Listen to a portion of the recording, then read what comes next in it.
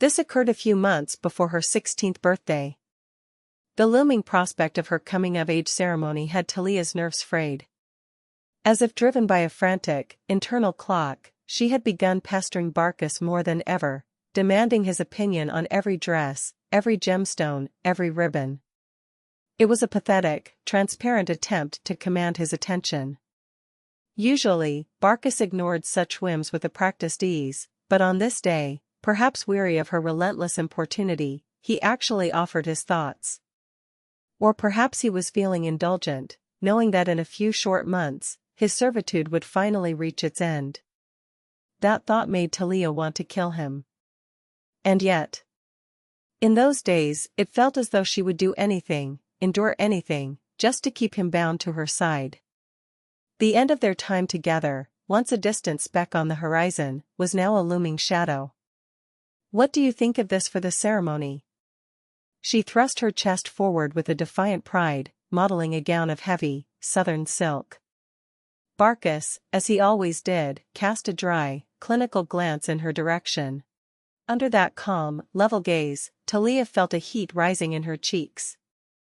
Varkas was 19 now, nearly 20, and his body had long since shed the last traces of teenage awkwardness. He radiated a quiet, formidable masculine strength. If not for the dead, impassive quality of his eyes, he could have passed for a celestial being descended from the heavens. To mask the sudden flutter in her chest, Talia sharpened her voice. "I'm asking you, Varkas. Do you like it or not?" "It looks like a child playing dress-up in an adult's wardrobe," he said, his thin lips finally parting. Talia's eyes narrowed into slits. "And? It is. Unsuitable."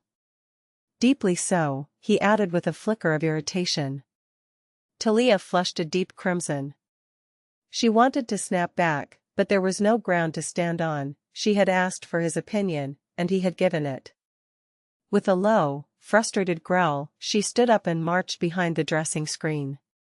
She began to tear through the mountain of clothes her maids had left out.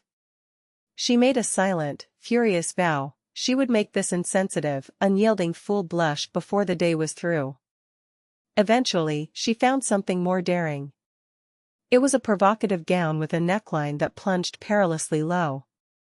For a heartbeat, doubt seized her. Is this too much? But she shoved the thought aside and pulled the fabric over her head. The mirror reflected a girl whose beauty was beginning to take on a sharp, dangerous edge. She stared at herself with a mix of delight and apprehension. Her body, once as slender and straight as a birch sapling, had begun to change when she was 14. The childish angles were softening into feminine curves, her breasts had rounded, and her hips had acquired a subtle, pleasing fullness. Talia was fiercely proud of these changes. She felt she was finally approaching the terrifying perfection of Senevier. If Varkas sees me like this, surely he will change his mind. Soon, I will be the most beautiful woman in the world. She stepped out from behind the screen, her heart hammering with a desperate hope. And this one? Varkas, who had been staring out the window with a look of profound exhaustion, turned back to her. Something resembling an actual emotion flickered across his face. But it wasn't the emotion she had prayed for. He frowned, his gaze skimming over her with a visible distaste. "The first dress," he said, his voice flat. He took a long, slow breath and added, "Stick with that one. We are finished here." There was not a shadow of the admiration or embarrassment she had sought. His voice held only an icy indifference. And yet, a small, pathetic part of her was thrilled. He had remembered the first dress out of the dozens she had tried on. Her heart felt as though it might burst.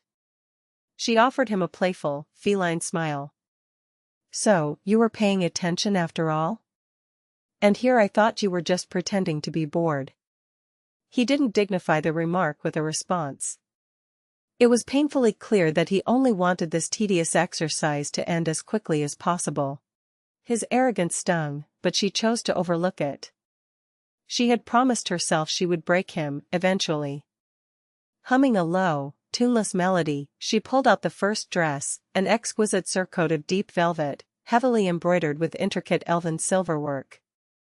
This one, she decided, would remain in her wardrobe forever. Because Varkas had liked it. She changed back into the velvet gown and stepped in front of him, executing a slow, graceful spin. "This is the one, then?" He just looked at her. Talia, who had been a whirlwind of fury and ego all morning, was now spinning with a giddy, almost drunken energy. To Varkas, it likely didn't matter if she was acting like a monster or a fool. But Talia wanted to believe the weather had shifted. His gaze, usually so fleeting, now lingered on her face. His voice, though still dry, seemed to have softened around the edges. She felt a gossamer thin hope stirring in her chest. What if he isn't happy about our separation either? We've spent so many years together. He must have become attached to me, even if he doesn't realize it. She clung to the thought with a pathetic, drowning persistence. If I dance in this gown, I'll look like a fairy queen, don't you think? Varkas's brow twitched. He looked like a man who had reached the absolute limit of his patience for vapid questions.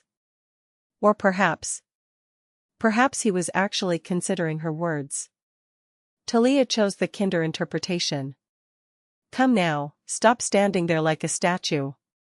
Dance with me. I need to practice my steps." Without waiting for his consent, she seized his hand and pulled. Varkas, who was usually as immovable as a mountain, allowed himself to be led, though his compliance felt forced and reluctant. "See?" Talia triumphed. "Something is changing." She spun faster, pulling her stoic partner along with her, but her foot caught on the edge of a heavy travel chest. She lost her balance. Instinctively, she lunged for his arm.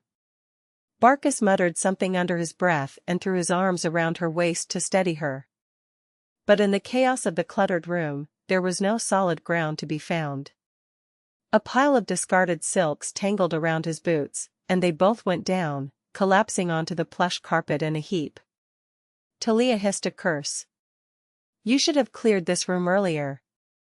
Varkas, the unwitting victim of her clumsiness, raised an eyebrow.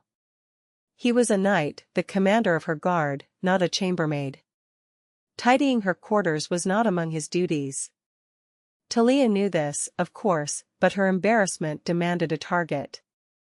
"If I have a bruise on my backside, you'll never hear the end of it, you clumsy oaf." Grumbling, she tried to push herself up, but a sharp, stinging pain at the roots of her hair made her yelp.